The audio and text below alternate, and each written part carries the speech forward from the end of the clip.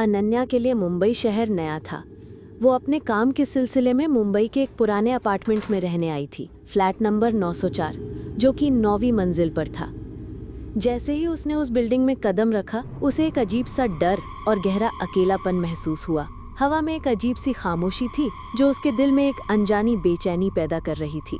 शुरुआत की रातें मुश्किल थीं। उसके बगल वाले फ्लैट 903 से हर रात खटखटाहट और फुसफुसाहट की धीमी लेकिन लगातार आवाज़ें आती थीं।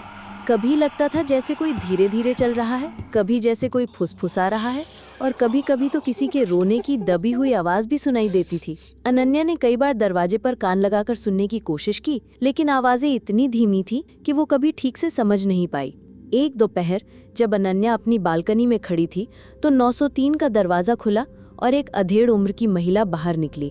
उन्होंने अनन्या को देखा और एक फीकी मुस्कान के साथ कहा, नमस्ते, मैं मल्होत्रा, फ्लैट 903 से। अनन्या ने राहत की सांस ली। नमस्ते, मैं अनन्या, उसने जवाब दिया। मल्होत्रा आंटी ने उसे अपने फ्लैट पर चाय पर बुलाया। अंदर का माहौल अजीब था। फ्लैट में पुरानी चीजें बिखरी पड़ी थीं और हवा में एक अजीब सीलन और पुरानी यादों की गंध थी। चाय पीते हुए मल्होत्रा आंटी ने कहा, तुम 904 में रहती हो? उस फ्लैट में पहले भी एक लड़की रहती थी, बिल्कुल तुम्हारी उम्र की, वो भी अकेली थी। अनन्या ने पूछा, क्या हुआ उसे? मल्होत्रा आंटी ने एक लंबी सांस ली। वो एक दिन अचानक गायब हो गई, किसी को पता नहीं चला कि कहाँ गई। अनन्या के मन में एक सिहरन दौड़ गई। धीरे धीरे 903 से आने वाली आवाजें और भी डरावनी लगने लगी। कभी कभी तो अनन्या को लगता था जैसे कोई उसका नाम फुसफुसा रहा है। एक दिन उसने बिल्डिंग के चौकीदार से मल्होत्रा आंटी के बारे में पूछा। चौकीदार ने हैरानी से उसे देखा और कहा, मल्होत्रा आंटी? वो तो कई साल पहले उसी फ्लैट 903 में आग लगने से मर गई। वो फ्लैट तो तब से बंद पड़ा है मैडम। ये सुनकर अनन्या के पैरों तले जमीन खिसक गई। उसका शरीर कांपने लगा। अगर मल्होत्रा आंटी मर चुकी हैं, तो वो कौन थी जिससे वो मिली थी? और 903 से आने वाली आवाजें किसकी थीं? वो तुरंत अपने फ्लैट से बाहर निकली और 903 के दरवाजे की ओर भागी। उसका दिल जोरों से धड़क रहा था।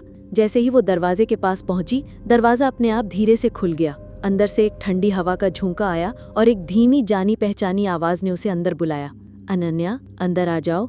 अनन्या जैसे किसी जादू के असर में आ गई थी। उसका शरीर उसका कहना नहीं मान रहा था। वो धीरे धीरे उस अंधेरे रहस्यमयी फ्लैट के अंदर चली गई।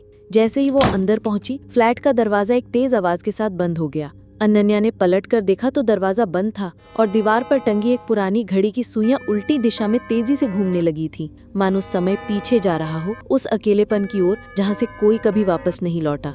उस रात के बाद अनन्या को फिर कभी किसी ने नहीं देखा। 904 में फिर से एक नया अकेलापन छा गया था और 903 से आने वाली फुसफुसाहटें अब शायद किसी और को बुला रही थीं।